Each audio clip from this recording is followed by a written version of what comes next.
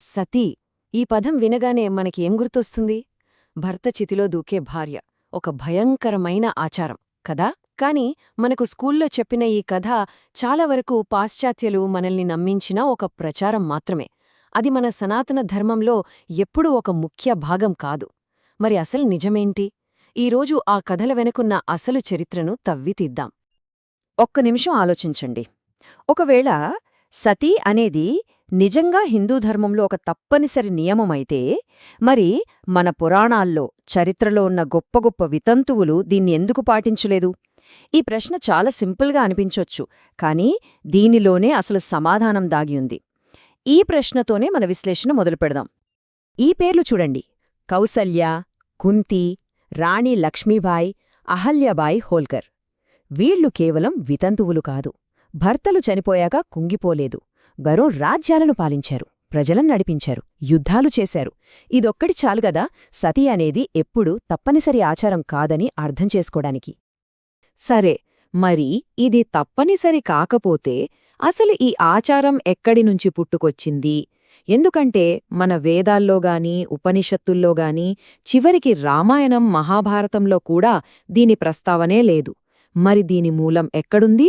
ఆ కథ ఏంటో ఇప్పుడు చూద్దాం. అసలు సమస్య ఏంటంటే, సతీ అనేది ఒక ఆచారం పేరు కాదు, అదొక దేవత పేరు, శివుడి మొదటి భార్య. ఆమె తన భర్తకి జరిగిన అవమానాన్ని సహించలేక ఆత్మాహుతి చేసుకుంది.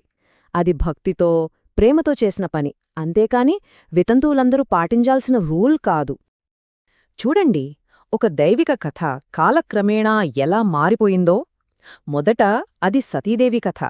గుప్తుల కాలం వచ్చేసరికి ఇది కేవలం రాజకుటుంబాల్లో, అది గౌరవం కాపాడుకోవడానికి, శత్రువుల చేతిలో బానిసలుగా మారకుండా ఉండటానికి పాటించే ఒక చాలా అరుదైన ఆచారం. రాజ్పుత్ల కాలంలో ఇది కొంచెం బలవంతంగా మారింది, కాని అప్పటికీ ఉన్నత వర్గాలకే పరిమితం. ఇక బ్రిటిష్ వాళ్ళొచ్చాక దీన్ని పూర్తిగా వాళ్ల రాజకీయ ప్రచారానికి ఒక ఆయుధంగా మార్చేశారు. ఈ నంబర్ చూడండి, సుమారు 8,000. ఇదేంటో తెలుసా? బ్రిటిష్ వాళ్లు రాకముందు కొన్ని వందల సంవత్సరాల భారత చరిత్రలో సతి వల్ల చనిపోయిన వాళ్ల అంచనా.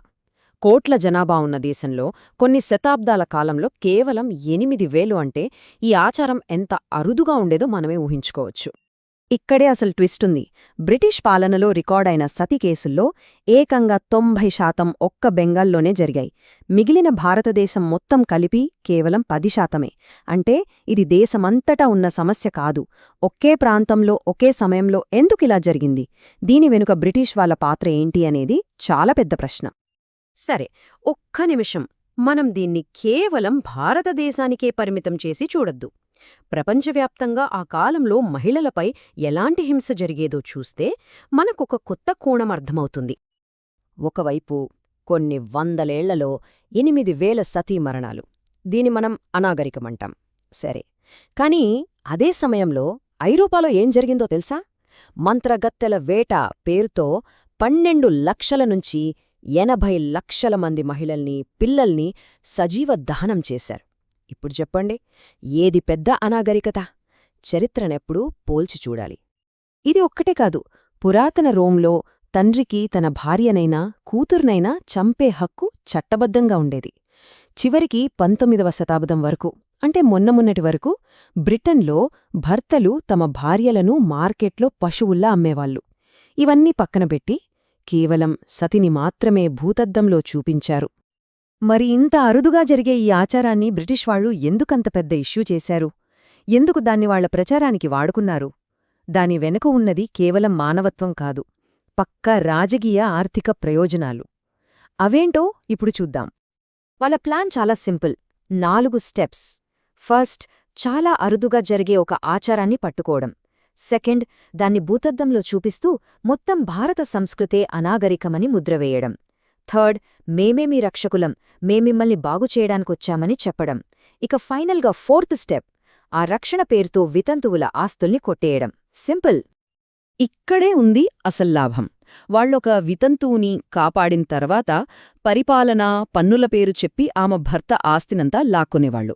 అంటే సతిని నిషేధించడం అనేది వాళ్లకి సంపదను దోచుకోడానికి ఒక అద్భుతమైన మార్గమైంది. వాళ్లు ప్రపంచానికి ఏం చెప్పారంటే, మేము మిమ్మల్ని జయించడానికి రాలేదు, మిమ్మల్ని రక్షించడానికి వచ్చాము. ఈ యొక్క డైలాగ్తో వాళ్ల దోపిడీని, వాళ్ల సామ్రాజ్యవాదాన్ని కప్పిపుచ్చుకున్నారు.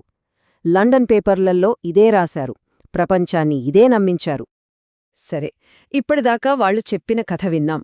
ఇప్పుడు ఆ ప్రచారాన్ని పక్కనపెట్టి అసలు నిజంగా ప్రాచీన భారతదేశంలో మహిళల పరిస్థితి ఎలా ఉండేదో, వాళ్ల నిజమైన స్థానమేంటో చూద్దాం. మన చరిత్రలో మహిళలు బాధితులుగా మాత్రమే లేరు.